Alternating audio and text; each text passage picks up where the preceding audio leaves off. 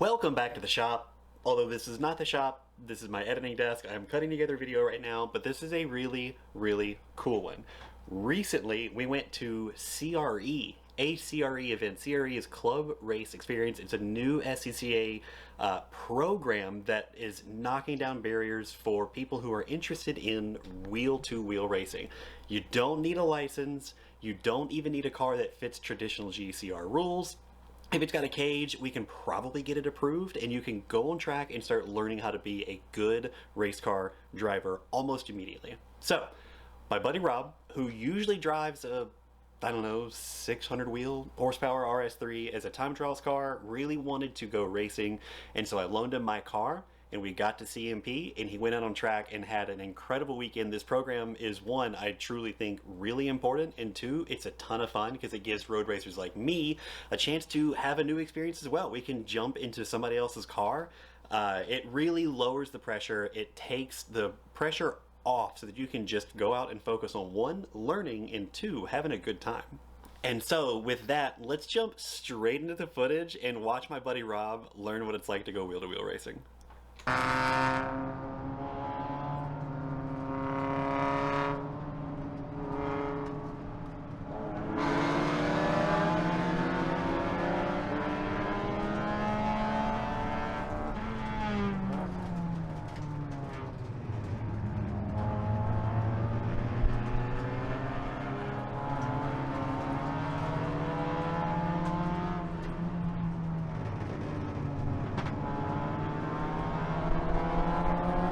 And I'm just kidding. We will not be leaving Rob alone for the first lap. If you notice how this Miata gets in front of him, but he keeps that lane to the right open, that's a bad practice because it's going to cost you your entry through here.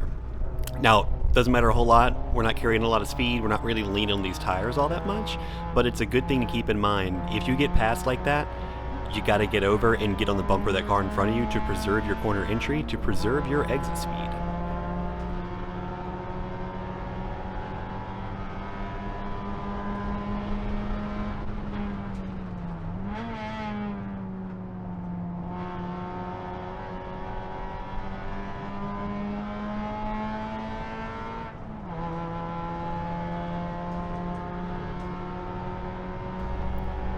Now through here I want to commend Rob because if we listen really closely, right through here,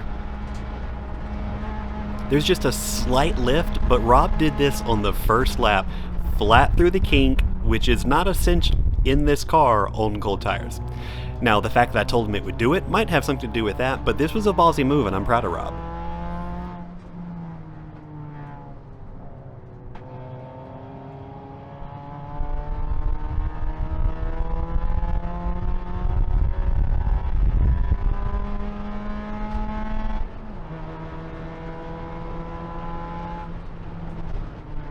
So we're coming to the end of a great lap, but I do want to point something out. Right here, if you look out the passenger side window, kind of in front of the mirror, sort of through that quarter glass right there, well, what you're looking at right there is the apex, and what you can see is Rob is absolutely nowhere near it.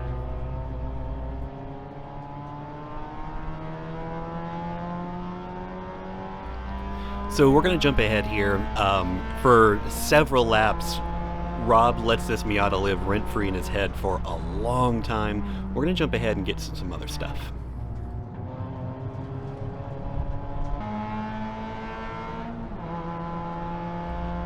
So I was actually testing a friend's car out during this session. I'm going to be coming up in a white Civic, a T4 car. Makes a ton of power. I was passing like a line of 3 or 4 cars here, and I was planning to have it done by the time I go through the kink, but as you can see right here, way got that wrong and we ended up going through the kink side by side. But I'm really proud of Rob here.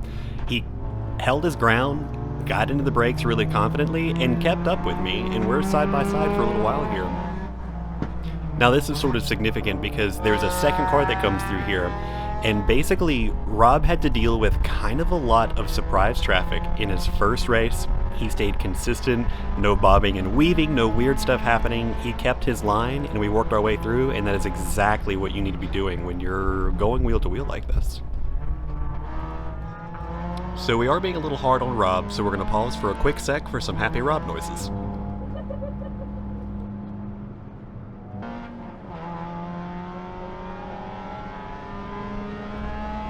And that brings us to the next point. Racing is often a sport of opportunity. And right here, coming in the braking zone, we can see a gaggle of cars in front of us. And while cautious and probably the correct answer, Rob stays a little too far off these cars. If there is an opportunity, he's not close enough to strike, especially not in a B-spec car. And so by staying so far back, maybe he could have gotten a run, not really sure, but now we're back to leaving that lane open. And there's an attempt. The Miata sees it and left him a lane, but we decided not to take it, for a myriad of reasons, I'm sure, but this is a great point here. Not only did he compromise his corner entry and thus his exit speed, but he is also teaching the guy in that Miata that he's not going to take the opportunity. That tactic can be a really great way to rattle some cages and create some opportunities, but you really only get a couple of those before the door is just going to be shut on you.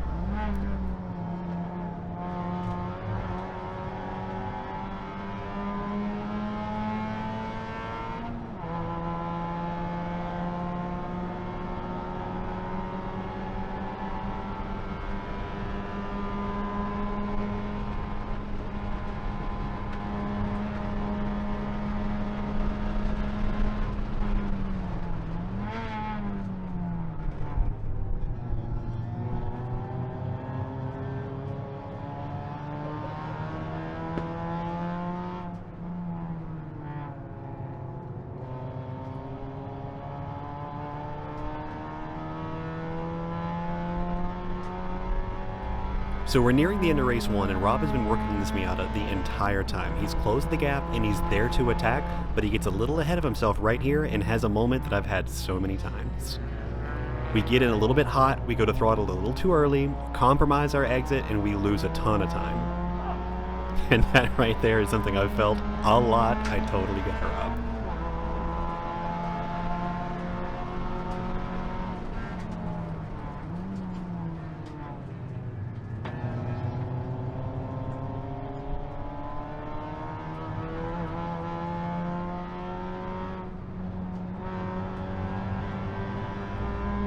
It is, of course, fair to say that Rob is still learning this car. I think this is like the second time he's driven it ever, and it's not an easy car to drive fast. And so he's kind of getting his bearings. He's got to learn the car, and he also has to learn to go wheel to wheel. But it has been super fun to watch him work on this Miata in the early stages of racecraft. He's closing the gap, he's working on his corner speed, he's trying to get to this Miata. Spoiler alert, he does eventually get there. Let's go see what that looks like. So we've just gone through the kink, and this is a really good passing zone for this car because it's pretty good under braking. Now right there, the pop out was a little bit late. It's a little bit sketchy because we're pretty deep in the braking zone to be making a move. You really want to have your move started a little bit earlier, but both of these drivers are very aware. No harm, no foul. That was a great pass. Just some bonus happy Rob noises for you. So here we are in race start number 2, and Rob is starting on the front row. And even for a low pressure event like this, the adrenaline is cranking through your body for a race start.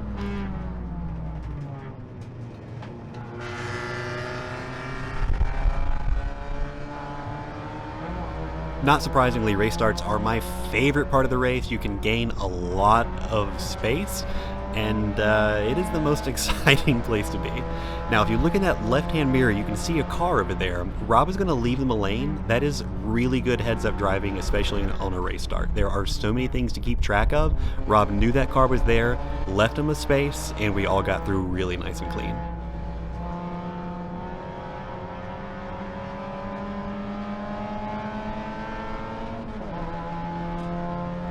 So here in just a second, you're going to see a BMW pop up on the right. Rob fans out to block him, but the guy makes approximately 1 billion horsepower, and it doesn't bother him one bit. But what Rob does here is uses that BMW to pick his way past that Miata.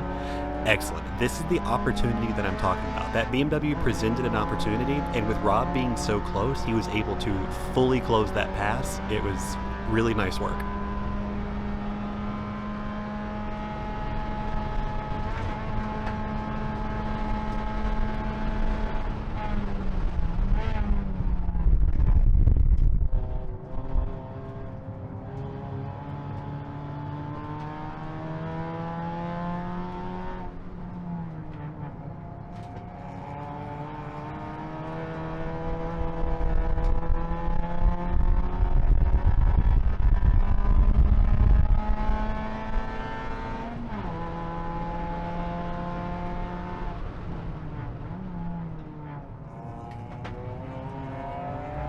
Okay, so this closes the first lap of the race. Let's jump to see where I come back into the mix. I have once again swapped cars, and I want you to watch that left-hand mirror again. I'm driving another B-Spec car in this one, actually. A friend of mine brought his down, and I wanted to get a session in it. And I also wanted to mess with Rob. I wanted to squeeze him a little bit and see what would happen. So, I got a good exit. I come up on the left. I know I'm not going to make it, but watch the over-under. Shoot, straight through we go. It is a B-Spec car, so it takes us a moment to get there, but watch the exit speed difference compounded over the entire straightaway. Check this out. Here I go on the right side. I can fully complete this pass. We are done. But I want to hassle Rob a little bit more, so we brake early so we can stay side by side. I hadn't planned this. Once again, I thought I'd be back through again, but I didn't quite get the pass done, and we're going to go side by side through here. Again, Rob stayed calm, kept his head about him, and great driving. Which, of course, led to Rob being hassled by more people. He has more traffic to deal with now. He does it really well.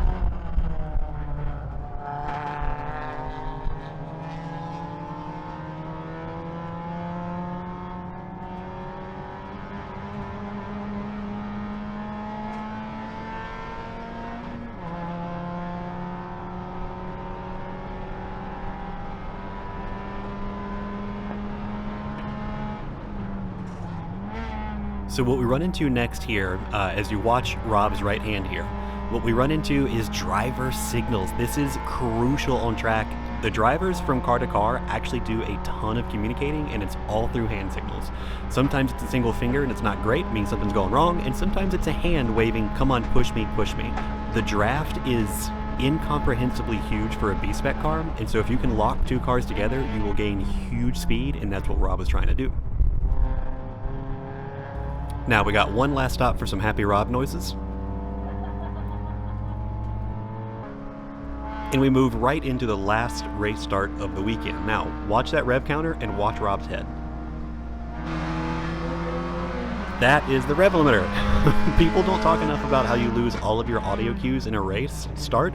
There are too many other cars around, it's too loud, you simply cannot hear yourself think, frankly. So you have to be looking at the RPM gauge or have chosen your gear in a different way. And there's more happy Rob noises.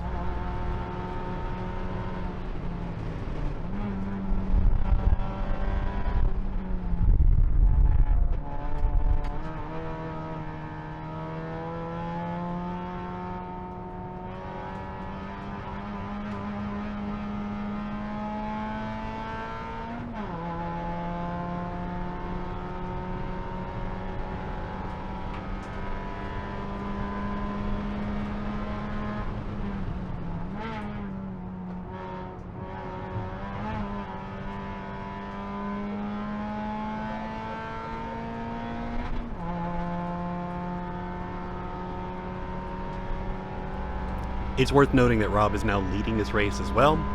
He cleaned that up at the start, and it was wonderful. It's so exciting. Again, even for this low-pressure program, it is so exciting to lead a race, and that's what Rob's getting to experience right now.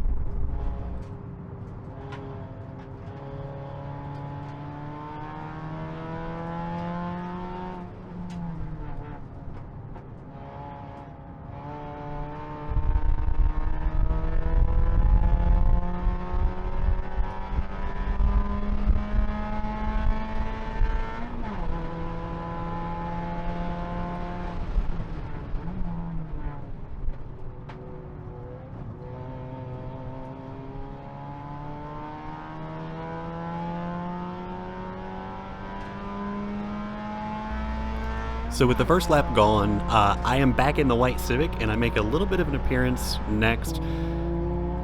Goes kind of poorly. Watch this. It was a little bit of a moment, and it really just goes to show you, you're never really too sure what's going to be happening in front of you in a race, and you've got to pay attention. But also, look at the incredible time that bobble cost me. It was a small bobble, but it took forever to recover. And this car makes some pretty good horsepower. If that were a B-Spec car, you have to be inch clean because the time you lose is insurmountable, even with small little trips like that. So we had a double yellow and this is the restart. What's funny about this is, as you watch me in that white Civic disappear, I had been talking on the radio about how I wanted to jump this start to catch everyone by surprise, and while I was talking, the green flag dropped. Let's talk about being ready for a race start. And while I was in recovery, Rob took advantage and got the pass done. An honest, outbreaking maneuver pass. It was good work.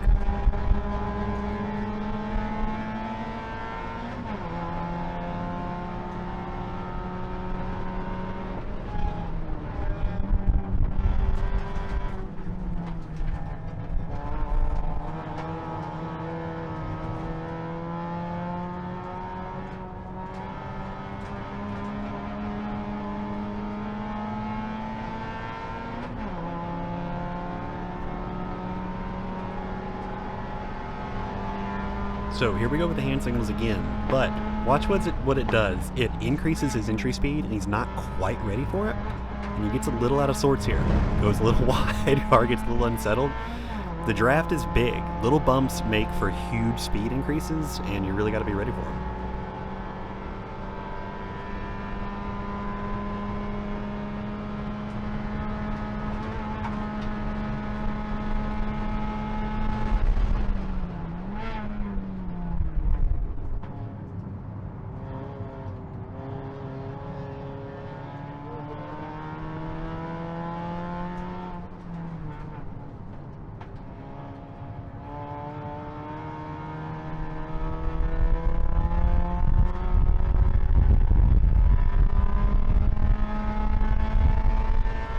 So poor Rob could not get away from people messing with him. My buddy Adam is back in that blue car that I was driving in the last session, and he dove under him right here and got an outstanding exit through here, which is another lesson. But because of the lessons we're trying to teach here, he lifts. Watch for that hand signal. Gave him a little thumbs up right there. More of that driver-to-driver communication. He got back behind Rob, and I believe he was going to push him some so Rob could get used to the draft. There's a lot of lessons to be learned out on track, and when you got a bunch of people around you, we had several instructor drivers on track, and so poor old Rob just could not get away from being hassled with. And after all that hassling all weekend, we got to have a pretty cool moment here. New experiences for everyone. Even for me, it's pretty weird bump drafting your own car.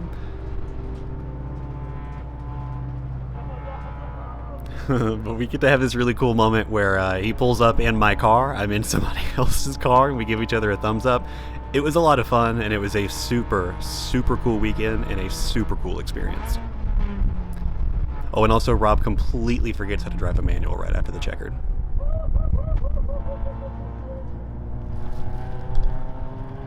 And so with that, we had a great time. It was so much fun. At this event, we had traditional club racers. So we had a SARC event, we had CRE, we had time trials. It was so much fun having so many racers with very different goals at the same track at the same time. It was a really, really fun event.